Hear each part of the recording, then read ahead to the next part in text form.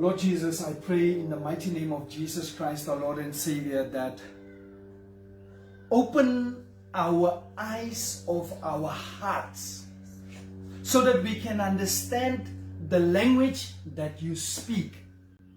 Teach me also to bear beyond words, to hear beyond words and to discern what your Spirit is saying. I break every confusion, I break every fear and every misinterpretation in the mighty name of Jesus Christ, our Lord and Savior. I choose peace as my interpreter. I will write what you reveal. I will wait for your timing, and I will only speak what glorifies Jesus. Holy Spirit, train my senses to recognize only your tone of voice.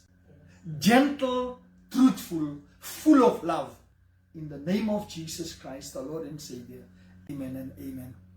Now may the grace of our Lord Jesus Christ, the love of God, and the sweet fellowship of the Holy Spirit rest and abide with us all until Jesus comes. Surely goodness and mercy shall follow us all the days of our lives, and we shall dwell in the house of the Lord forever and ever. In Jesus' name, amen and amen.